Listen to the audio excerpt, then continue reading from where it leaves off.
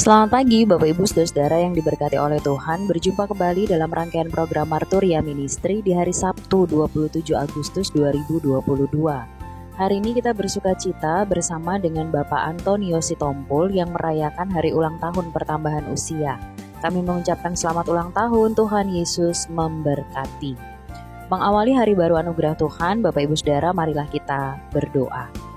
Ketika kami diperkenankan untuk memasuki hari yang baru, maka kami yakin dan percaya anugerah pertolongan Tuhan mengiring langkah kami. Sebelum melakukan beragam rencana kegiatan kami di sepanjang hari ini, kami akan membaca dan merenungkan sabda kebenaran firman-Mu. Tolonglah kami Tuhan Yesus untuk dapat memahami dan mewujud nyatakan firman Tuhan dalam kehidupan di sepanjang hari ini. Dalam nama Tuhan Yesus kami berdoa dan mengucap syukur. Amin.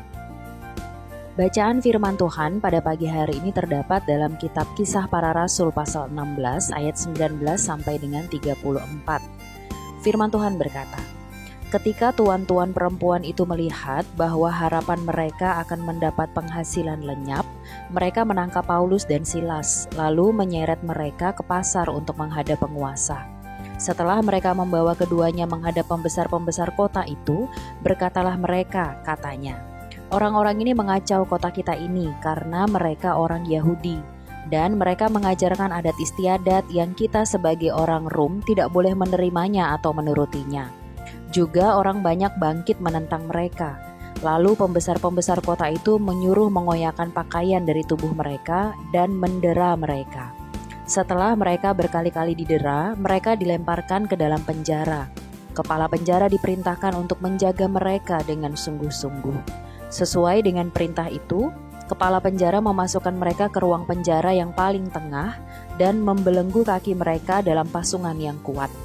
Tetapi kira-kira tengah malam, Paulus dan Silas berdoa dan menyanyikan puji-pujian kepada Allah, dan orang-orang hukuman lain mendengarkan mereka.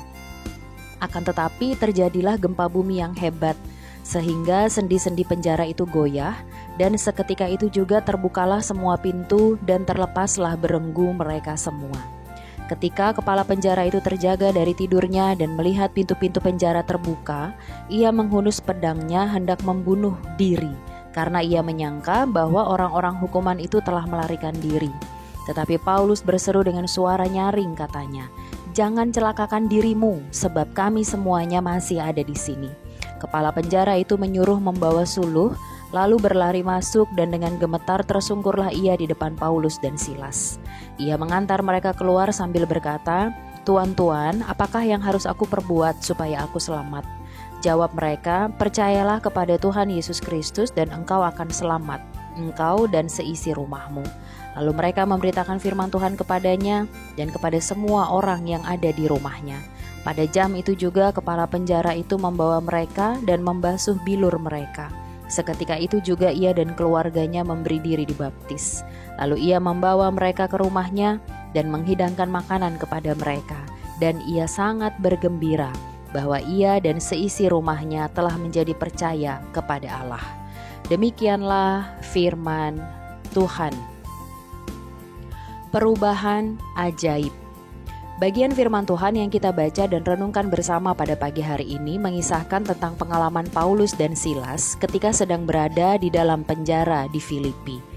Setelah mengalami beragam penganiayaan sebelum masuk ke dalam penjara, bahkan saat di dalam penjara pun mereka mendapatkan perlakuan yang tidak baik dari para penjaga penjara.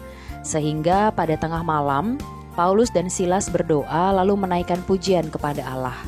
Lalu terjadilah gempa bumi hebat yang mengakibatkan pintu-pintu penjara dan belenggu kaki para tahanan pun terbuka. Melihat kondisi ini, spontan kepala penjara yang saat itu sedang tertidur lalu bangun. Dengan kepanikan, ia hendak menghunus pedang pada dirinya sendiri, karena disangka bahwa para tawanan telah pergi melarikan diri pasca gempa yang hebat. Tapi Paulus berteriak dan menyatakan bahwa para tawanan masih ada di tempatnya masing-masing. Seketika kepala penjara tersungkur di hadapan Paulus dan Silas, serta memberi diri dan keluarganya untuk dibaptis, serta percaya kepada Tuhan. Bapak Ibu, saudara-saudara, ada banyak cara Tuhan untuk mengubah hidup seseorang.